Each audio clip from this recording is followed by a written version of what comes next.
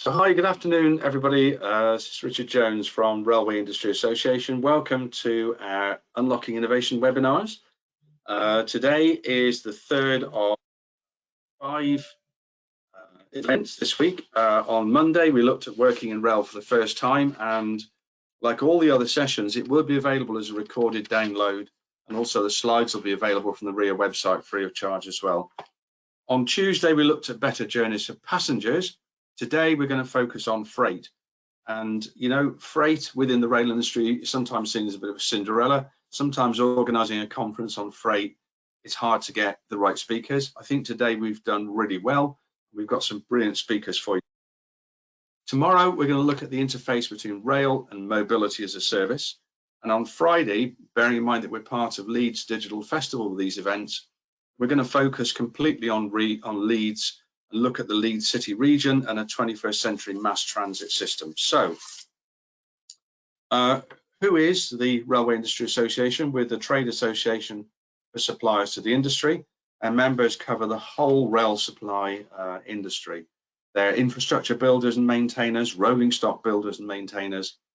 They supply signalling, control and communication systems, and they range from the largest global corporations like Hitachi, Bombardier, Thales, who are speaking today, Alstom, and even IBM. But even then, 60% of our members are SMEs, down to startups. What does a trade association do? Well, broadly, we do the things that members feel they can't do alone. What's Unlocking Innovation? Well, it's a RIA brand. It's a series of events that are intended to highlight to suppliers the challenges we have in our industry, to share the resources that are there to help suppliers innovate, and to give SMEs the chance to pitch their innovative approaches to a wider audience. Normally, with physical events, they also allow SMEs to exhibit their work and provide a space for networking. Now, clearly, we don't have a space for networking, but we do have Q&A. So please use the dialog box in the top right of your screen, the questions tab. Click on that to pull it down. You can type questions, and at the end of the event, last 15 or 20 minutes or so, we will be looking at answering those questions with all of the speakers together as a panel. And finally, the real purpose of Unlocking Innovation is to create new supply chains and to refresh existing ones. Sometimes you can't do all of this on your own. You need to collaborate, and in rail, perhaps particularly, you really need domain knowledge. You need to know how the system works. Partnering and collaborating is a good way to do that. So I'm going to get out of the way, and I'm going to introduce our first speaker, who is from the Rail Operations Group, so a live freight operator. And they have a really exciting project underway, Project Orion. And Greg March from Rail Operations Group is going to talk about the challenges that they've thrown up during this project. So Greg, I'm going to hand over to you. Thank you very much. So hopefully everyone can hear me. My name is Greg March. I'm Head of Planning and Resource at Rail Ops Group. So the purpose of today is to give you a quick whiz through kind of who Rail Ops Group are, who Orion is, what we're planning to do. And then I'll finish by talking about some of the challenges that face not only us, but the kind of wider freight community, which will nicely dovetail into the next presentation. So without further ado, who are Rail Ops Group? So Rail Ops Group are one of 3 companies that sit under the umbrella of Rail Operations UK Limited. So you've got Rail Operations Group, and that's principally serving the rail services market. So that's everything from moving rolling stock for passenger operators through to train manufacturers, through to owning rolling stock owning companies as well. So it's kind of many and varied in terms of what they do. They also do interesting kind of mainline testing, both in terms of infrastructure and otherwise. You've also got Traxion. So Traxion is a rolling stock management company, and that its principal activity is kind of the storage of rolling stock, which is in high demand at the moment, as you'd imagine. And then finally, you have Orion, which is high-speed logistics, and that's going to be the primary focus of what I'm here to talk about today. So hopefully the next slide will come up. Right, so what is Orion? Why has it come about? Why has no one done it before? So in a common theme, and I guess that at the moment in light of the current COVID-19 situation, rail freight's probably had its biggest platform in terms of its importance for some considerable time. there's always been a demand to shift from a modal shift from road to rail, and that's everything from goods that can be moved by containers through to bulk and otherwise. I think the stats around how many lorry journeys are removed by each freight train are kind of well known, but needless to say, there's an increased focus not only from government but within the industry and kind of wider industry, transport industry, to see this modal shift from road to rail, and this is where Orion starts to come into the picture.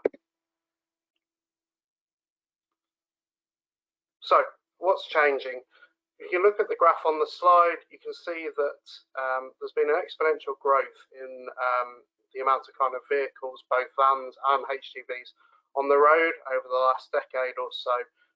This has been driven by lots of different factors, but principally it's been driven by the surge in e-commerce. So if you think about your Amazons and kind of supply and places such as that, the demand and the ability to kind of click and buy something and for it to turn up, potentially that day or the next day, that's driven a massive growth in the amount of road vehicles on the market. And essentially, whilst high-speed logistics and kind of parcels by rail is not necessarily a new concept, ultimately no one has really looked at it until now from a modern standpoint.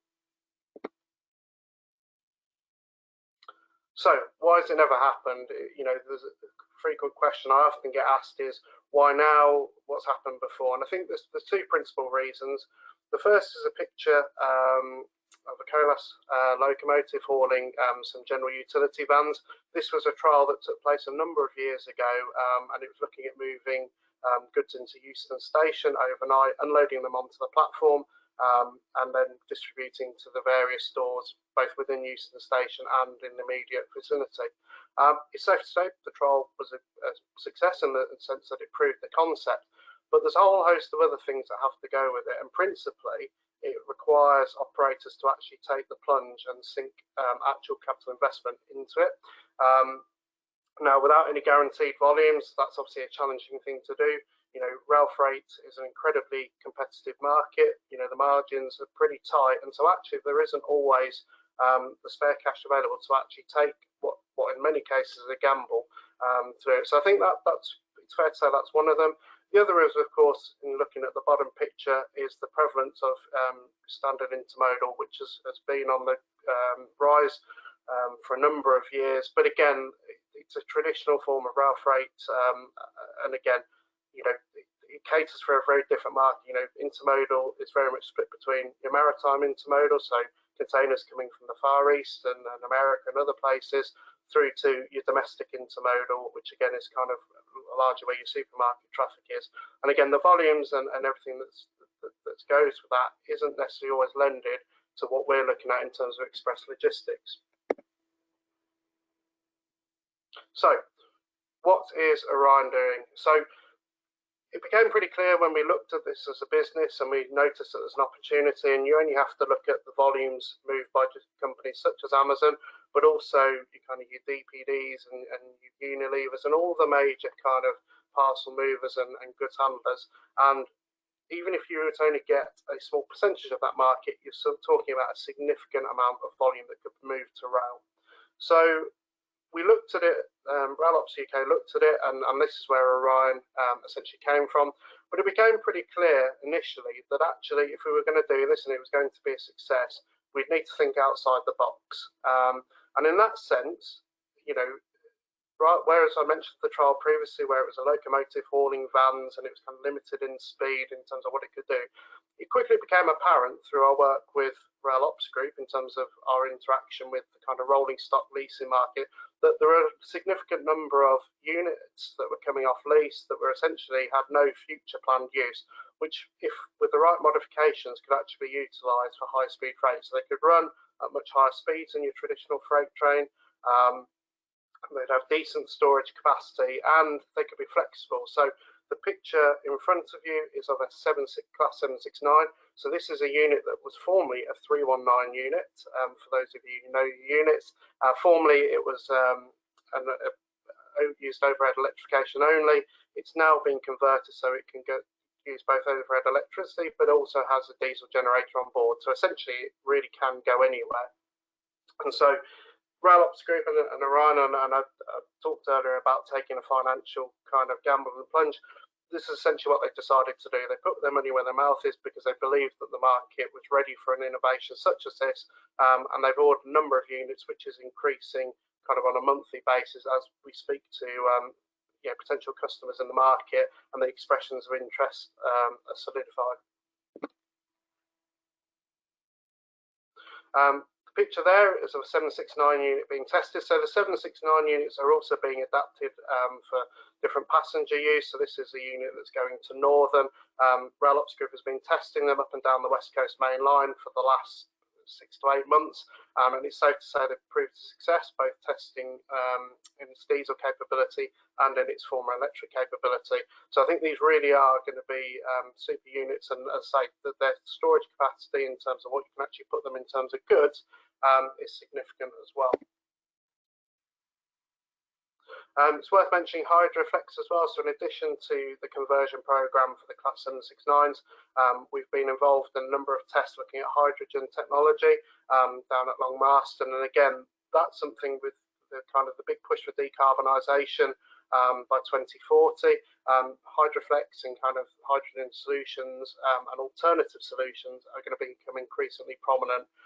And again, this is being factored into Orion's future business. So, in terms of Orion's vision, there's a map there of the UK network. The aim is really to kind of link all the major stations and all the major distribution hubs into one kind of high-speed logistics network. Certainly from the expressions of interest we've had from customers and speaking to the wider market, there is a colossal demand for this and a real interest in terms of what rail can do. And with traditional kind of freight markets such as coal almost completely declining, there's a need really for kind of rail freight to evolve. In addition to its traditional offerings and its ability to move kind of bulk products long distances in a cost-effective manner, actually there's a modern need for express logistics such as Orion. That picture there is of a self-automated vehicle. So again, this kind of links in with the wider Orion plan, and this is the ability to use technology not only to deliver goods to the loading point, but also to move goods autonomously from distribution point as well. You might think that it looks somewhat futuristic, but the technology actually does exist today, and I think it'll be here sooner rather than later. And that's part of a wider technological solution about making sure Orion is a proper kind of innovative modern company. The slide there just gives you an idea about kind of digital and the physical world, so how customers would book on. I won't dwell too much on this slide because obviously you'll get this as a handout, but it's interesting to note that the idea is that technology will play a crucial role in terms of enabling customers not only to kind of book their goods onto an Orion service, but also to track where it is, see how it's running, and identify kind of when it's going to get to its destination. All things that for companies such as Amazon and the big deliverers is absolutely critical information. And in terms of kind of an idea of timeline, so I mentioned before, we've already placed a number of orders for the 769 units. The first ones should hopefully be with us before the end of the year for testing, and at the moment it's envisaged that testing would take place between London Gateway and London Liverpool Street. We've identified paths and capacity on the network, and the hope is very much that if not by the end of the year, certainly at the start of next year, testing will take place with a view to launching the service formally then. And the plan is certainly if we're to meet the demand that we've seen in terms of the expression of interest, we'll be having to order an incredible increase in the amount of orders in terms of the amount of units we need as well. It's worth mentioning the Class 93. So I mentioned before about the Carbon Challenge. The Class 93 is a tri-mode locomotive. It can operate on diesel, battery or electric, and it's planned again that in line with the growth of the Orion, it's likely that the demand for locomotives such as this will also factor in. So you'll not only have former passenger units that have been converted for Orion's use, you'll also have traditional locomotives hauling high-speed intermodal services.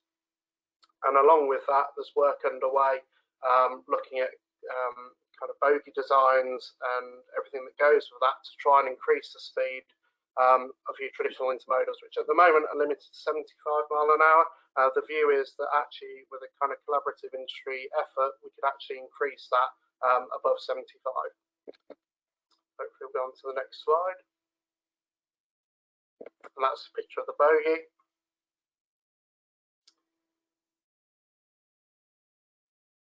Wait for the next slide. Right, so on to the key challenges. I'm conscious of time, and whilst that's been a whistle-stop tour of Orion, obviously happy to answer questions either on the call or after. So I've mentioned kind of lots of grand visions about Orion, and kind of there's some really exciting plans for it. But kind of what are the key challenges? And this is where it links in nicely into the next presentation. So what are the challenges that not only face Orion, but face Rail Ops Group in terms of moving units around, and indeed kind of any freight company? And I've broadly broken these down into kind of some general categories. So the first is understanding network capacity. There is a significant challenge within the industry of actually understanding what capacity is available on the network, both theoretical and actual. Whilst we know how many services are booked to run in terms of having WTT pass, so long-term pass within the timetable, obviously we also know that there's a percentage of those that don't run or don't run regularly, or if they do, it's not on every day. We also know that there's a significant amount of short-term plans and very short-term plans, so STP and VSTP pass, that go into the network. So actually, if you took a straw poll of a main route, such as the West Coast Main Line or the East Coast Main Line, and did a sample of traffic levels over, say, a 30-day period, you would notice that every day was very different in terms of the traffic levels. You might find some common themes, but actually it's very different.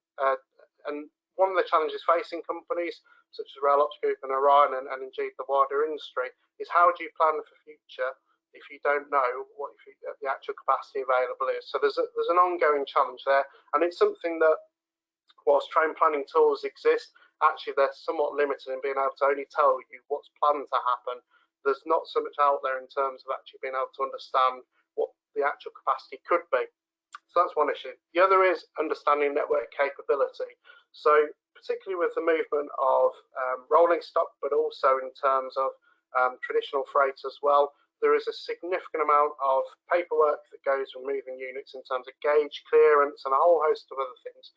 And again, the visibility of that is somewhat limited. It's very archaic in terms of it's a very kind of paper-based activity. So if you want to understand whether a unit is cleared to run between point A and B via C, it can often involve quite a significant amount of time to actually trawl through the relevant documents, the section appendix, things such as statements of compatibilities or RT3973 forms. And again, you know, it's a very labour-intensive activity. And ultimately, for customers of the rail industry and rail freight, they don't want to wait a long time for answers, because the risk is if you phone up a road company and ask whether you can take something from A to B, the answer's instant, and that's what you're competing with. So again, that lack of visibility about understanding network capability is a key problem that the industry needs to address. Likewise for strategic planning, and again it links to the previous 2 points. You know, with strategic planning, and particularly thinking about Orion, so Orion as an express logistics company isn't looking to operate as a class 4 or a class 6 freight. It's looking to operate as a class 1. Strategic planning traditionally doesn't factor that in. So we have a challenge in making sure that traditional views about how you future plan the railway aren't stuck at looking at what we've always done and actually factor in what we want to do in the future. And I can see I'm slightly running out of time, so the last 2 points I'll quickly touch on. Performance. So performance is absolutely key. Thinking about Orion and express logistics, the ability to get products from A to B at the time you said they will is absolutely critical. If you look at an Amazon delivery, once you've ordered it, you can see wherever it's gone to the minute and second of where it actually is. We need that capability for rail freight. It exists to an extent, but not near enough to the level it needs to be to kind of attract more customers to rail. And the final bit is flexibility.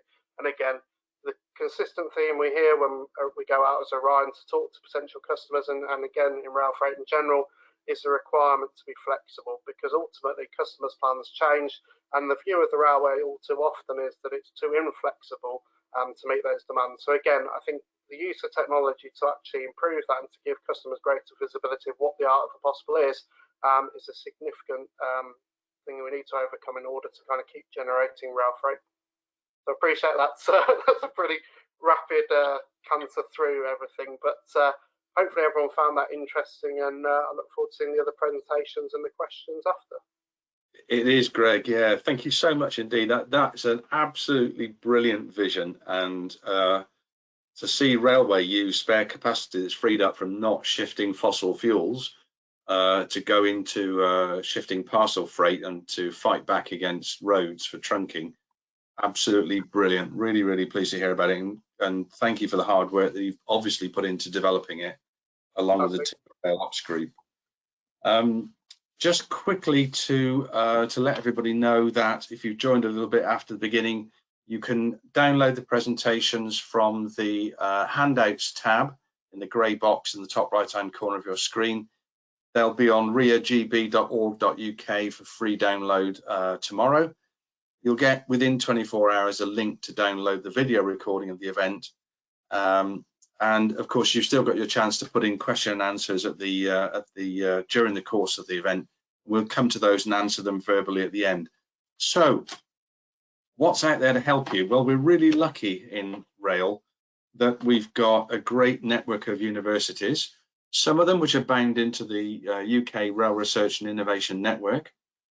And one of those is University of Hull Logistics Institute.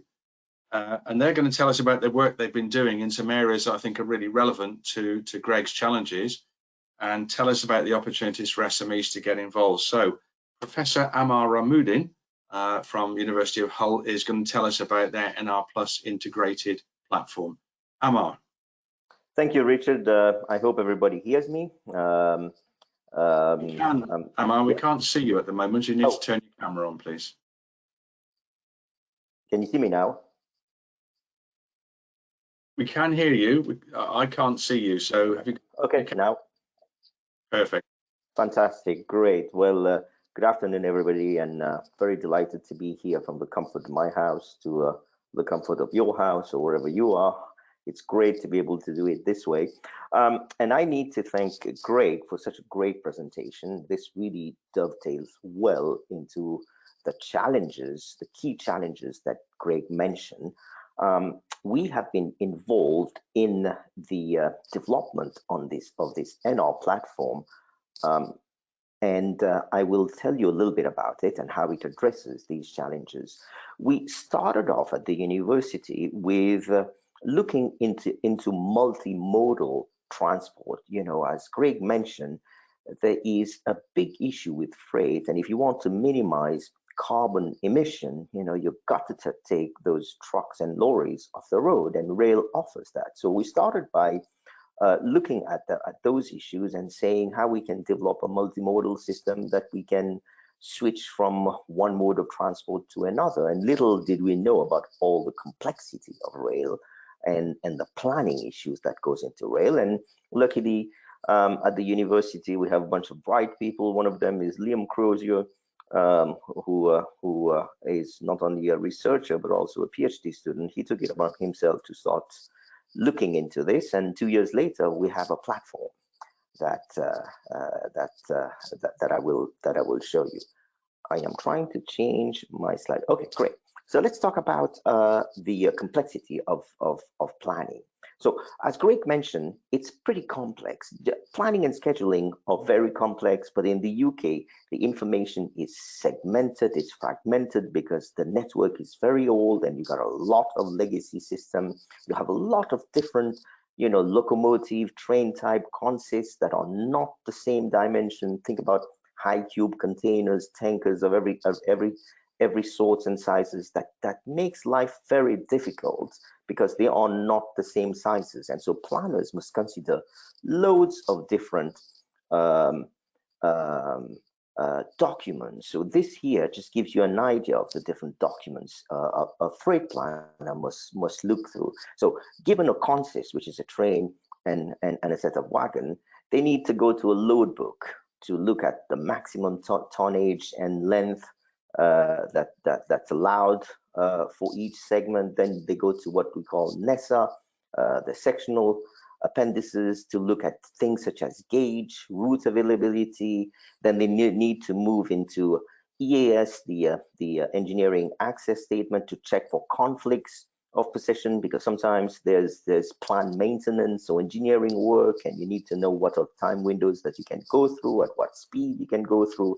And over and above, you have a system of special dispensation that, you know, will let you go on part of the network, even though the gauges might not officially tell you that. So there's a lot of issues, and all of these documents are in PDF format, Excel spreadsheet. You know, some are available on the web, but still you got to browse through it. And we've been working with a very excellent team from UKRRIN, Leon Eames, and she was very kind enough to provide me some of the data. And Leon, if you're hearing, thank you very much. So Leon is a very experienced planner, and for her to generate a route going from these two places here, you see she had to look at 27 lines in the load books, 14 lines in NESA, check route sections. All of that took her an hour to put together, whereas what we'll show you is we can do that within a few clicks of a button. So what I'll do, I'm trying to change. So what is NR Plus? NR Plus is the first. I'm having difficulties with the browser here. I cannot seem to change my slides. Oops. Hi, this is Milda here, Amar. Would you like to play the video now? Yeah, why don't you go ahead and play the video, but my screen has sort of disappeared. Okay, I will play the video now. Yeah.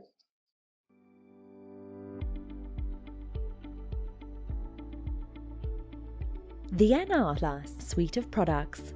Take the mystery and complexity out of freight train route planning and get a clear and easy to understand view of the capabilities of the UK rail network. Planners use train planning systems to generate feasible schedules for trains, but finding a feasible route for a specific freight train configuration to move from point A to point B is a complex task requiring a difficult to navigate combination of documents, books and spreadsheets. Sectional appendix, load books, B-plan, RT3973s, engineering access statements, railway group standards, track maps, the list is endless. NR Plus combines information contained in all these sources in a single digital database with a logical and integrated structure.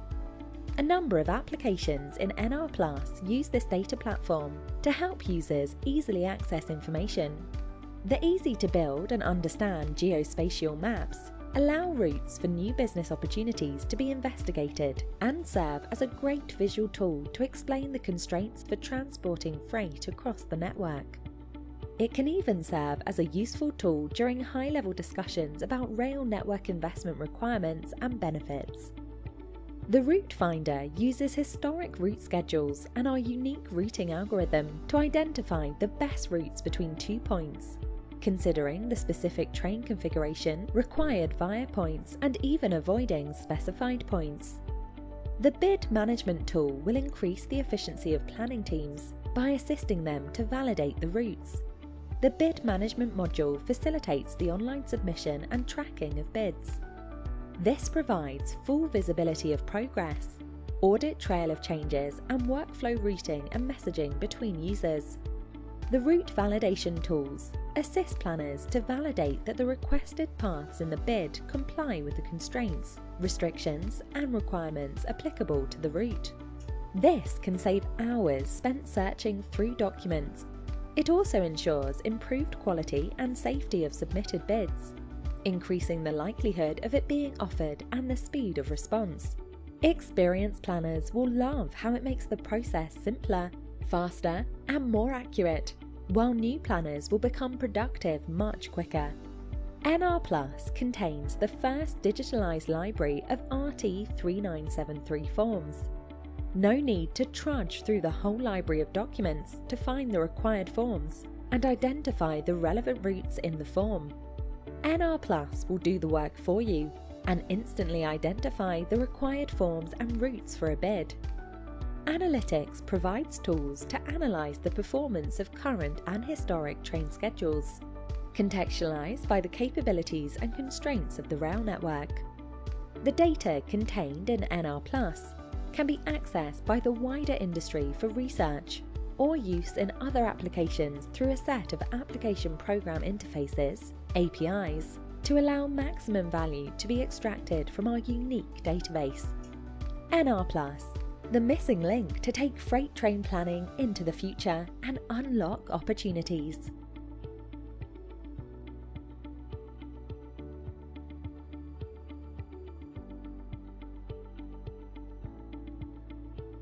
Great, thank you, Milda.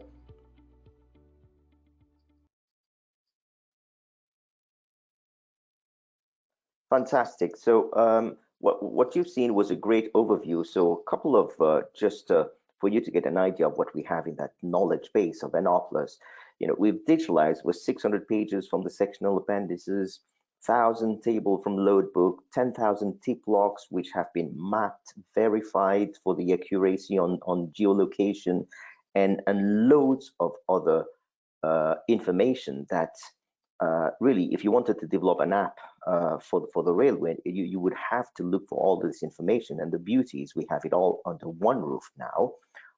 And so what this allows you now is we have three key characteristics. One are the inbuilt apps, such as the Smart Builder, Route Builder, the Freight Bid Manager. We got all the analytics. But the thing that's really interesting for SMEs out there is all the data that we have. We can make it available through APIs. So if you are developing an app and you require these data, no need to go to the source and get it. We have it all and in a very nice format. And so you can connect to NR+ and start tapping into some of that data. The architecture, and I will not talk very much about that. Suffice to say that it's in the cloud. It's based on MSSU, so it's a reliable and mature platform. So there are no issues from that, and it's very scalable. We got two sorts of databases: the schedules and the infrastructure part. One is a regular database. The other one is a graph database. But those are technical things that we can skip for now. So really, the proposition for NR+ is the following. We've put under one single roof everything that a planner would need. So it not only saves time for the planner, but it takes a lot of time to train a new planner. And with this system, it's very easy now for a new planner to come in and start planning. Furthermore, it increases the safety and resilience of the routes, because if you need to change something, it's very easy. Whereas before, you had to again go through all of those different paper-based documents. So we got one source of information. Everything is under one roof, and we allow the ability for all SMEs out there to connect and develop apps. So really cut down on the time to build those apps. In terms of data maintenance, and this is one of the key parts, all the different data sources, we make sure that we have a strategy to update it. They vary, the updates vary greatly from daily to yearly. Some are completely automated, some are very, very manual, and we are working with Network Rail on finding the right ways to keep this updated, and this is an ongoing effort from our end. So to conclude, we got a couple of projects where we are extending the platform. We are participating in this Network Rail Accelerated Innovation, where we will now digitalize live consist runs from trust. We're working with Fraser National and RSSB project on understanding delays and their mitigation. We will extend NR+ for handling special dispensation, and we really would like to invite SMEs out there and other companies to work with us to, for instance, there are big challenges, these end-to-end multimodal rate freight journeys. Until we have, you know, a way to expose all the services in a very connected way, it's hard for any shippers out there to use rail. So we need to get that going, and we have the foundation dynamic routing is another thing. Given what we have, the biggest challenge for rail is very short-term planning. And I think that now with NR+, we have the platform. If we understand delays and then put the part that's missing, which is all the scheduling part, then we can easily solve the biggest challenge, which is very short-term planning. And so that concludes my presentation for today. Thank you. I hope it was very short, but I hope that gives you an idea of the work that's going on to address some of the challenges that Greg pointed out in his first presentation. Great, so that's great. Thank you, Amar. And my hope is that SMEs listening in are going to be wanting now to get in touch with you to see how they can contribute and build on this ecosystem. Really pleased to see you've got D-Gauge involved there. As soon as you were talking earlier on and Greg was talking, D-Gauge was immediately coming to mind. So great that you have them involved there. Brilliant. So if we can move on now, then we're going to have two short presentations. The first one from Yves Sterback of Thales Group, and I'm assuming Protostella is a spin-out company. Yves, will you tell us more about Protostella, please? Okay, we can't hear you. Your microphone is off at the moment.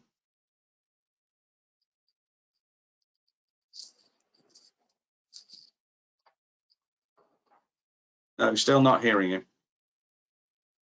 And now, can you hear me now? C'est bon. Ah, c'est bon.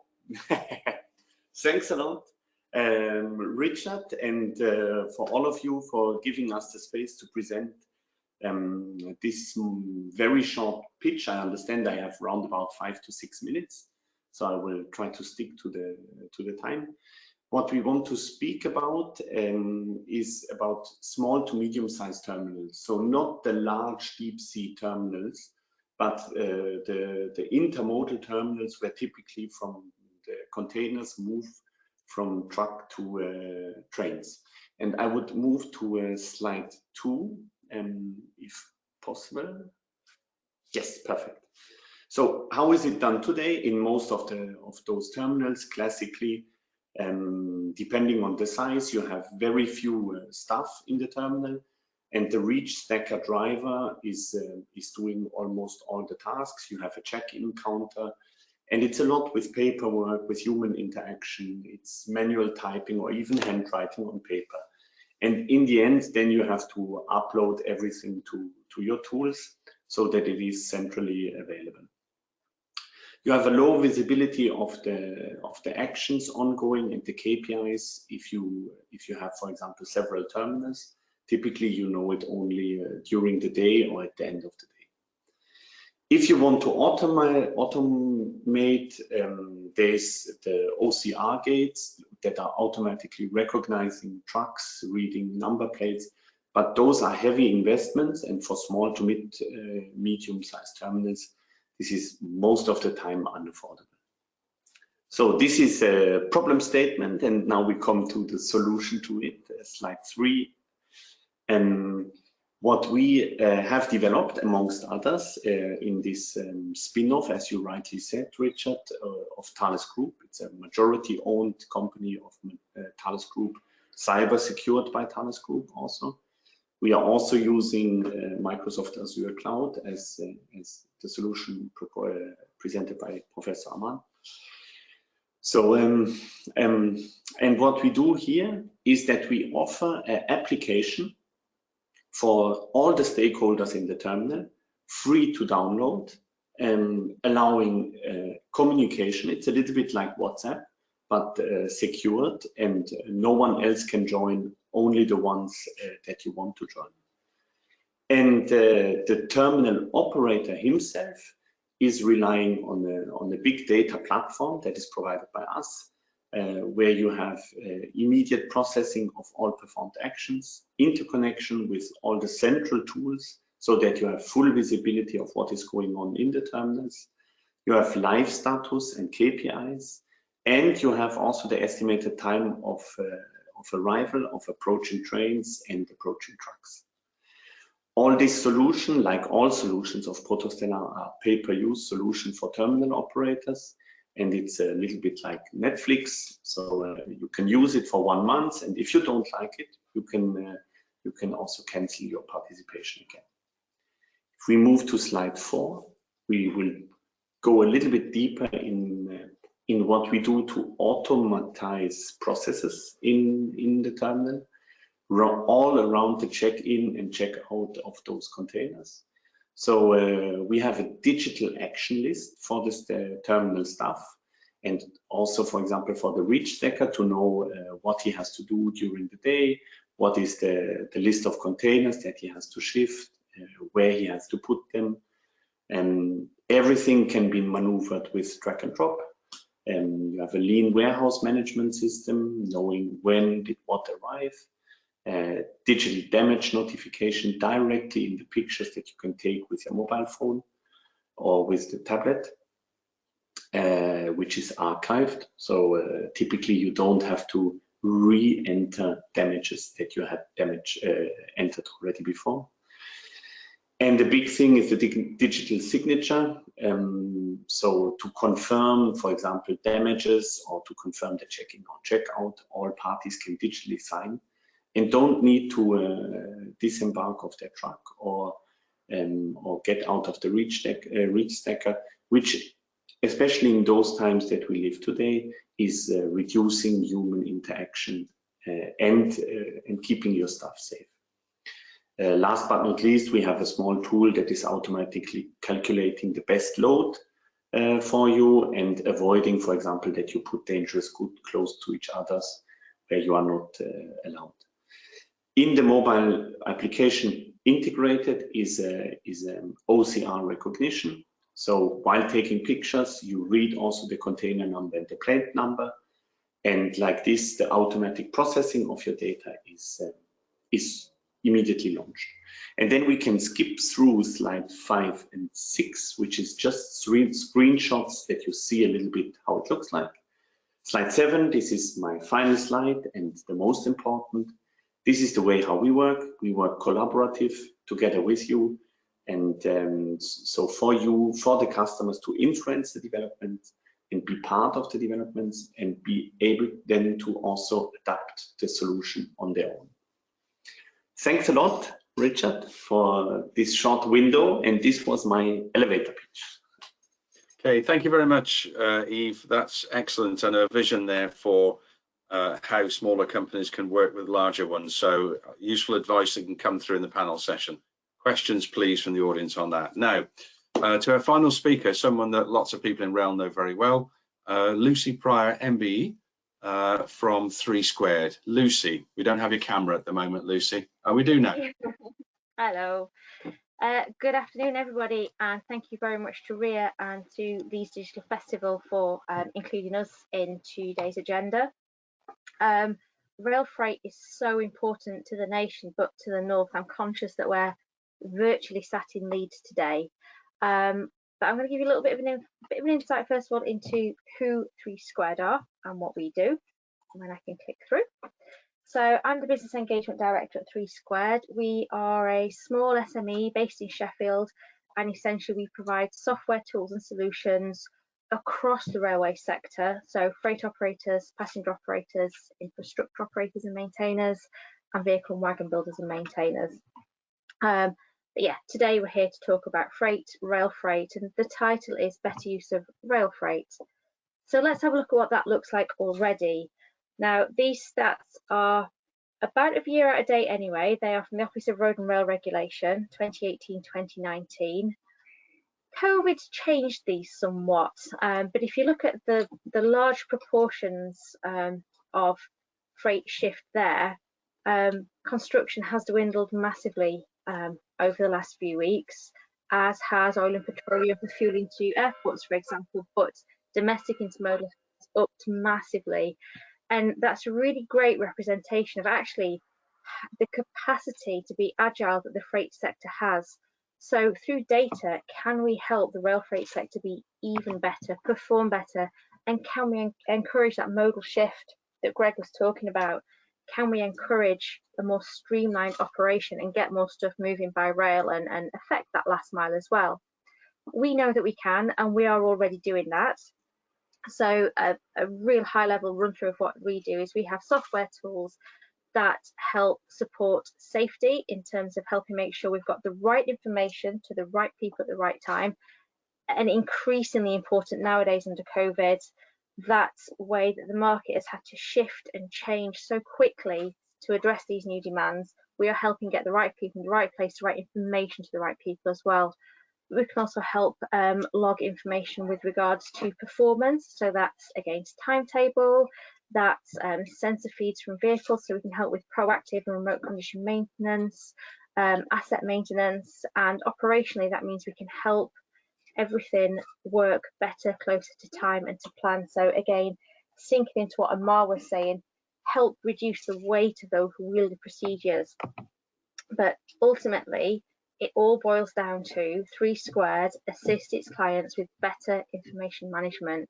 And that's a massive opportunity for anyone that's in this audience who's not already to supply into rail, but is very, very well ensconced in that digital sector.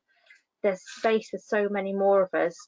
The rail sector recognises that the railway sector has to digitise. Pardon? And so yeah, so there's a huge amount of scope for more players to come into the market, and there's a huge amount of scope for collaboration. So if you want to know more about Rail Smart, which is our suite of software tools, or if you're interested in knowing more generally about that digital space within a more traditional or traditionally perceived market, please let me know. Thank you very much. That's brilliant. Thank you very much, Lucy. A really good overview of 3 Squared and really concise as well, which is greatly appreciated.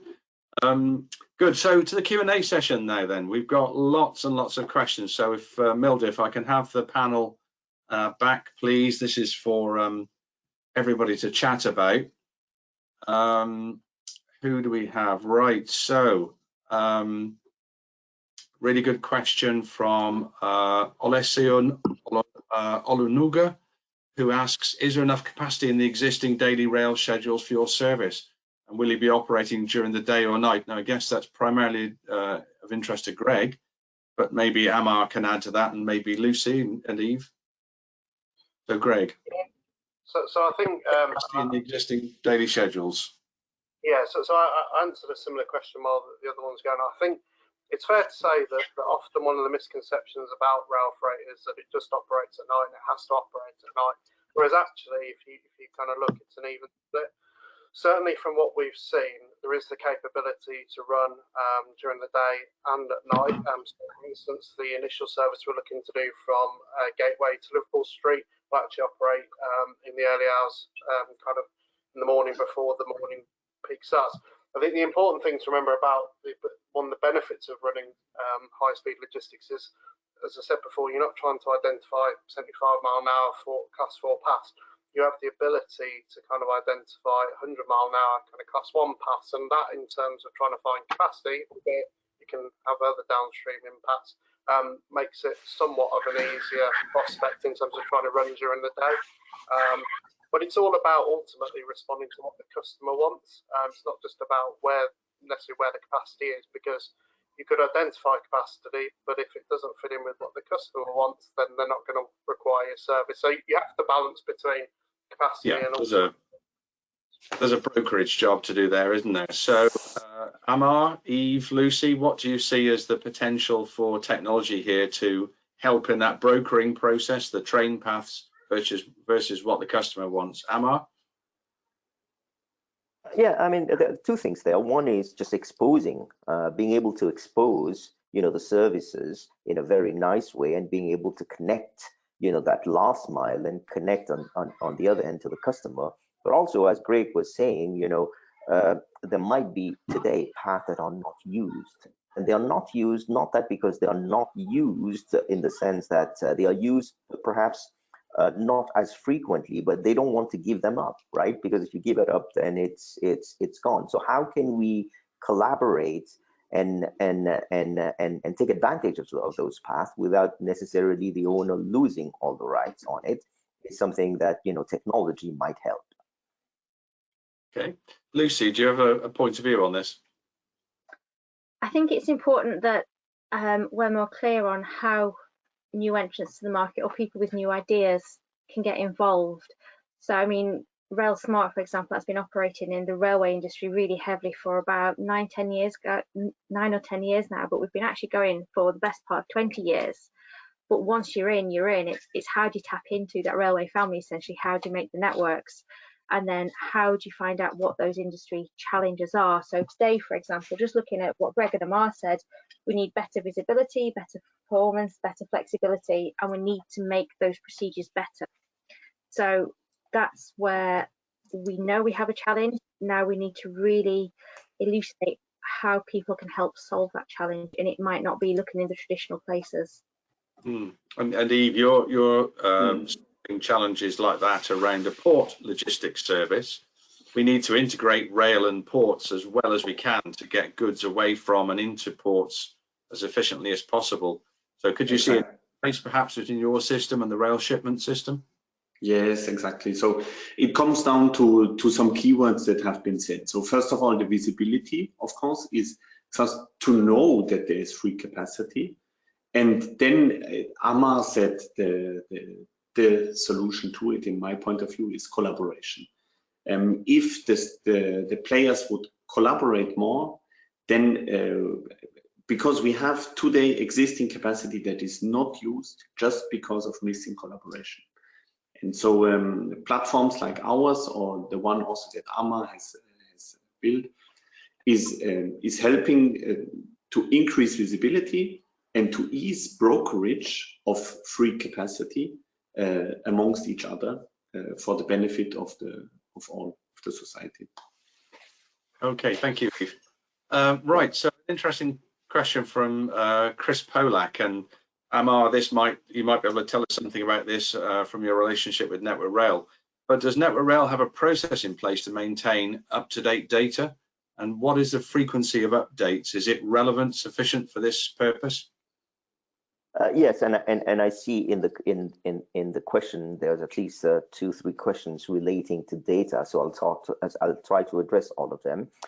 So the data updates for all the different documents and that you need is very different. It's not maintained by the same group. So you know, some of them might be daily, others, you know, monthly, others on an ad hoc basis as things change. So there is, in terms of strategy, if there's one, it's maintained individually by the different groups within Network Rail. And this is one conversation that we are starting with Network Rail. And one of the projects that we will start is to try to see how we can really, you know, look at the data and get better, not only update strategy, but put it in a way that it can be digitalized so you can pick it up, right? We are having ongoing conversation, but this is a huge challenge. It's a huge challenge because it's legacy system and it has grown over several decades, right, and generation. And so while we are starting this conversation, I think Network Rail realizes that, and there's bigger conversation about, you know, the whole digitalization of that data side of it, and hopefully, you know, with what we are doing today and the discussion we are having, it will trigger that and make that and drive that sense of urgency that we need to attack that problem first, because everything else hinges on that. So to answer your question, yes, there are ongoing discussion. However, it's a bigger issue that requires a structured strategy from Network Rail, and I think they're aware of it. Yes, I think Network Rail has probably the biggest digitalization program over the next 15 to 20 years of any infrastructure industry in the UK. You know, telecoms and so on, that's already done, isn't it? You know, so and going digital gives us data, which then lets us do some of the smart things with it, analytics and AI, and use of that data to produce new services. An extension really to that from Adam Stead from Apollo, are you using safety related data? And then you introduce the area of assurance. So Greg, Amar, any of the data you're using, is it safety related at all? I'll say certainly from our perspective, obviously safety drives everything we do. Obviously it's kind of #1 priority. So absolutely, safety is at the kind of forefront of all our considerations, and we, you know, the industry is in a much better place than it perhaps once was in terms of how safety is reported. But it too has some way to go, I believe, in terms of kind of its digitisation and you know, live reporting and all the things that go with it. So we've made some positive steps as an industry, but I think there's more we can do from a technological point of view to kind of support that. Yeah, and if I may, for us, for NR Plus, the safety aspect is also in the data consistency aspect of this. And when we look at it from our point of view, there are two major issues. You know, so when you bring all of those data into one single platform, for instance, the name of the station might not be spelled the same way in two different documents, right? The abbreviation is not the same, right? So how do you bring that together? So we've developed some clever, you know, search AI-based methods to sort of search through and bring all of that together. Then there's another dimension. It's the location of those things precisely on the network on a map, right? And that's not very well defined also, if you look at different documents. And so we did a huge task of not only trying to reconcile all of these naming conventions, name different naming, but also trying then to pinpoint and locate, for instance, the tip locks, where exactly they are on the network. We haven't done signals. There are so many more, you know, thousands more signals than tip locks. But until you get all of those right, you know, you might still have some safety issues if you're doing a completely automated plan. Okay, thank you. If I can add in there as well, really quickly, we're talking now about safety of the system and of the machines and the vehicles, but we look at it from the safety of the people as well. So our competency management systems, for example, that's used by all safety critical staff. And what it does, it's not just making sure that they've got the, I want to say, tick box competencies, you know, their driving license are up to date, they've got their PTS, but it takes into account softer factors and non-technical skills as well.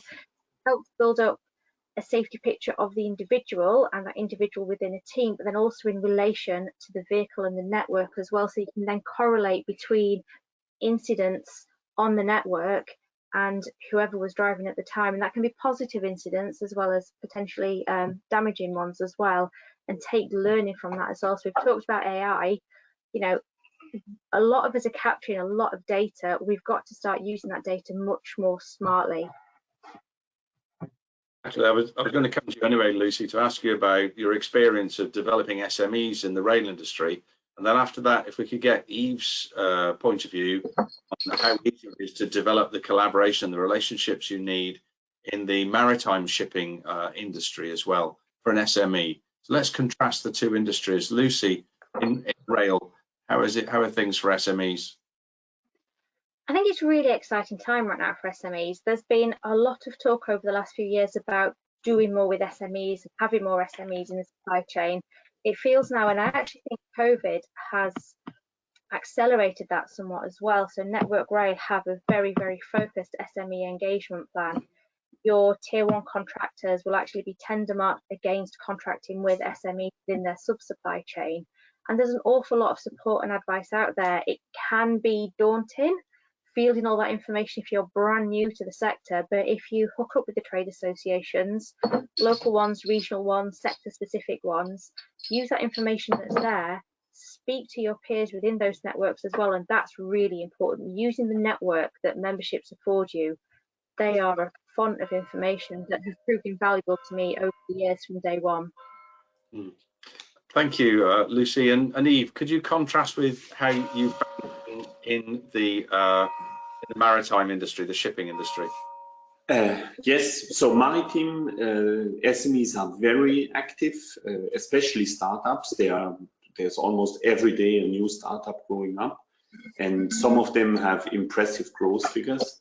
Especially also looking at the trucking industry, where you have a lot of startups and SMEs engaged. So it's a very dynamic field.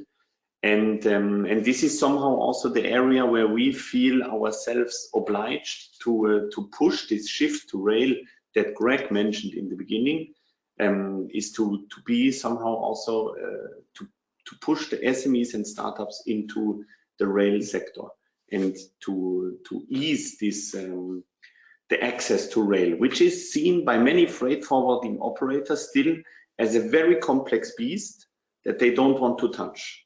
And so that's the duty of all of us, of the industry, to decomplexify this beast. Yeah, absolutely. I think that's what we've heard about today, isn't it? People working really hard to take out the mystique and the complexity. That's Yes. good. Now, we've hit our 3 p.m. time. According to somebody's clock there, whoever that is. I'm not Yes, that's me. Sorry, I'm living close to a church. You have a replica of Big Ben in your house. I will put That's on. fantastic. Any delegates who need to pull out, fine. If your speakers, if you can hang with us for a few more minutes, please, because we do have some more questions. And delegates who'd like to stay and take part in that dialogue, they're welcome to do so. So James Faulkner of Rail Freight Group asks you, Lucy, how does the adoption of technology in the UK sector compare to other European countries? Are we on track? Are we behind, or are we ahead of the curve? I'd like to think we compare because we have so many multinationals within our domestic supply chain.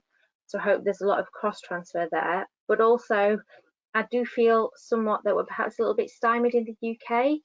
So in a previous life, when I was involved in a trade association and a meta cluster, so I worked within a cluster of clusters across Europe, and we had kind of a call for innovations every year. And for the last 2 or 3 years, the majority of those submissions were all from the rail sector markets on the continent. So I feel there's something more we can do.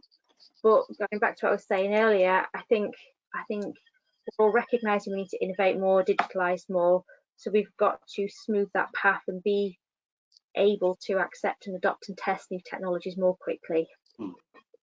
So Greg, I hope you might have a point of view on this, because part of your business is shipping rolling stock and other products across borders, across Europe.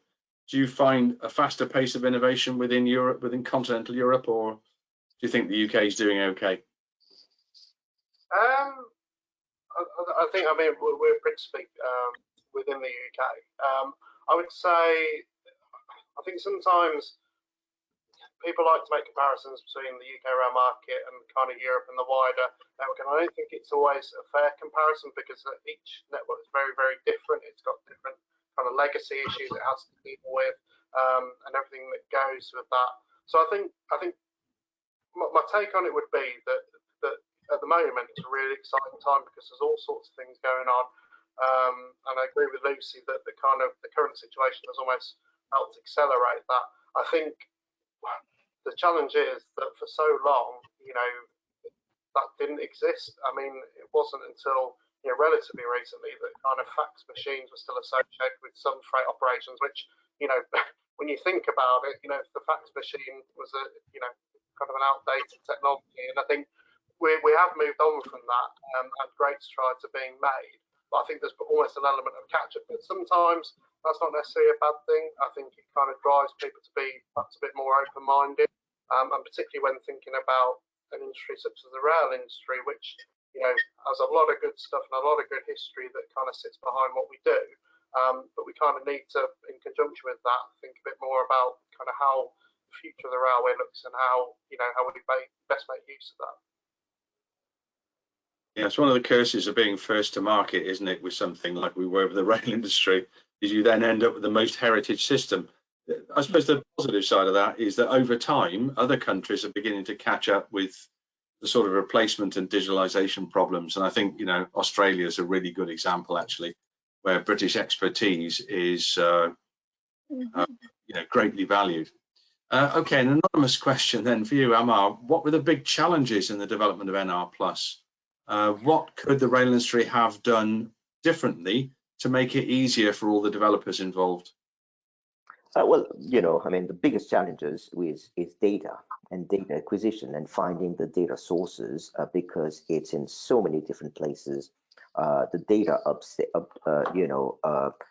update strategies is default in a sense. So each group is responsible for their own data. So finding those data sources, getting them, bringing them all together, and as I said before, cleaning them and making this reconciliation so that it can be all presented was a huge challenge.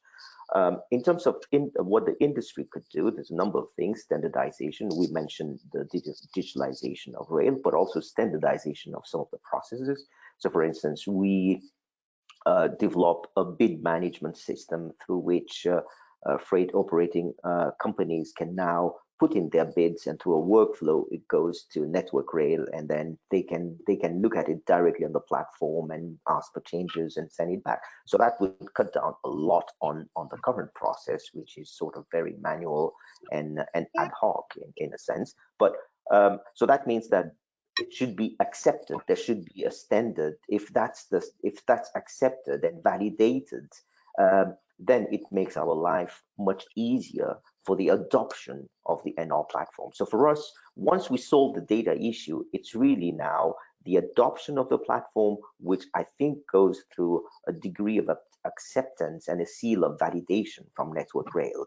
And this is the thing that we are working very, very closely with Network Rail so that they can, in a sense, accredit the platform.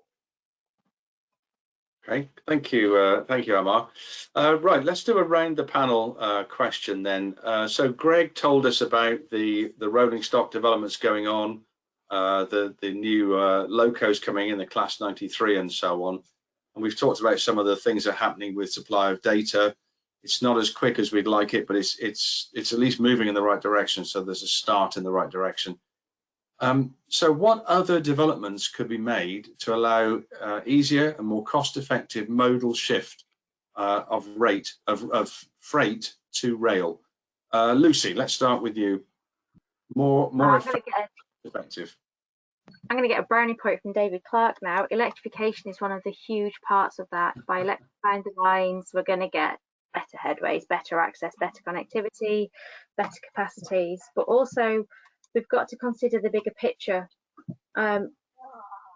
Rail freight as a backbone to everything else. We'll talk about MAS tomorrow. Rail freight as a backbone to freight in general, rail as a backbone to MAS in general. Let's look at freight as part of the overall mobility piece. We can say if we're all concerned about dirty air, if we've got if we put more freight on rail, we could potentially improve air quality by 10% improvement. One train can replace 76 trucks on the road. I mean, that's huge, and that can also benefit the travelling public as well. So let's not just look at this in terms of getting containers onto the back of locos. Let's look at this in terms of the society benefit as well. But then specifically back to rail freight, we need modal shift, because we just do. If we had a room full of people, rail people now, Lucy, they'd be cheering. Because that's absolutely wrong. We need that level of aspiration and ambition in the industry, I think, and we can do great things, not just with the social good of removing lorries on the road, but in terms of decreasing pollution, exactly with electrification plus the performance benefits.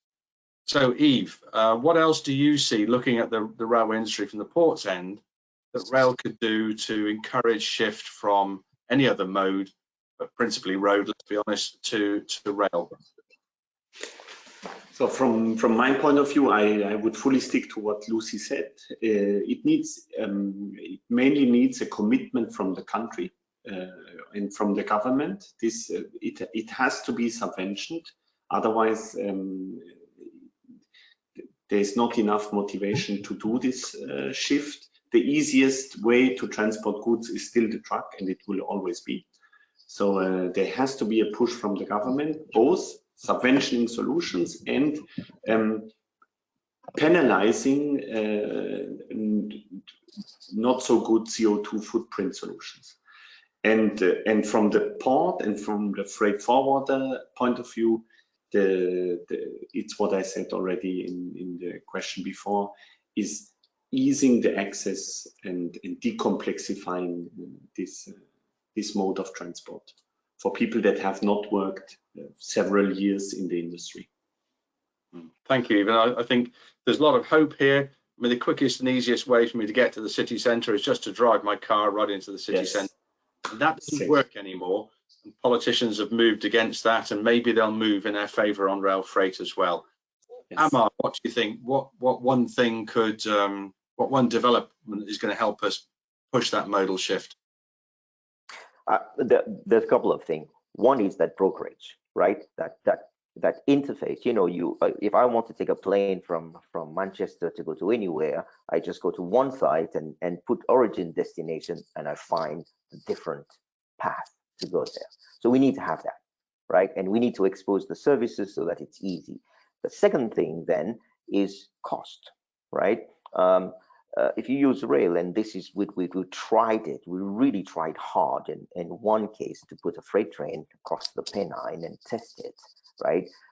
From the ports of Hull and Immingham to the other end, it's those touch points. So each time you touch the cargo, right, you're adding a lift cost, you're lift on, lift off. So when you add it all up, you can never beat trucks, right? So how do you get that collaboration across the different logistics, you know, service providers, so rail becomes competitive, right, at about the same price? Because, you know, people will do their lot to save CO2, but at bottom of the you know, at the end of the day, it's really cost that drives businesses, right? So if you give them two routes that are equivalent in cost, they will choose the lowest CO2 emission. So getting that connectivity, that brokerage, allow people to discover more services for the rail, so you can fill up those trains, so cost comes down as a result, and getting that collaboration across those different service providers then provides those minimizes those costs for each of those touch points and makes it all then competitive. And you know, the government is talking about all sorts of carbon taxes and all of that. I mean, those are other things that could help. But to trigger it off, I think rail in general needs some sort of a help to get it started. And and it could be policies, it could be collaboration, but I think it's a combination of all. Yeah, I mean, we're seeing change in other markets and other situations by getting carbon pricing right. So maybe that's something we need to push for. Greg, what would help you on your way? You're the guy who stood out front here, is actually doing this stuff, and good on you. But what's going to help? So I think you know, everything I've obviously mentioned in the presentation and everything the other panelists have mentioned is absolutely part of it. I think if I was going to single out one thing, I think that there needs to be a much more joined up link between kind of policy to do with rail and the strategic planning side. And what I mean by that is, if you take, say, the current franchising situation, all too often it's kind of almost, as much as freight is considered, it's almost done in isolation, and freight's kind of tacked on almost as a, well, we've considered it, tick the box, happy days. And then when it comes to it, you know, potential capacity that could have been used for rail freight has gone. And it's a really important point to remember that, you know, as part of a franchise commitment, if a passenger operator operates, you know, the 1203 from A to B and it has no one on it, that service will still run. A freight service won't run if it's not viable, you know. And I think sometimes that gets lost. I think people sometimes forget that, you know, freight operators, we're not franchises, you know, we're not supported in that sense. You know, we really aren't. You know, in the case of Orion, in terms of kind of the money we have invested to get it up, and in terms of converting the units and taking on lease, it's a real big statement of intent, but you know, ultimately there are risks associated with it. And I think the environment needs to exist, and whether that be, you know, improved electrification or kind of stronger links with policy, I think it's a whole bunch of things that just need to make freight kind of give it an environment to grow. And I think it is interesting that in the current environment, it almost took the kind of COVID-19 crisis to kind of put freight at the forefront, where so people actually realised what it was and how important it was. Now, it should never have taken yet, and there's been an incredible amount of good work done in the industry from associations such as yourselves, the Rail Freight Group and Freight on Rail, to kind of promote it. But what we need to make sure now is that once, hopefully this crisis has kind of passed, that we don't then kind of go back to a situation where freight is in the background and actually people start putting it as a priority above potentially some of the other kind of priorities that exist as well. Good, thank you, Greg. I really hope that what you're doing is the green shoots of a strong new recovery for rail freight.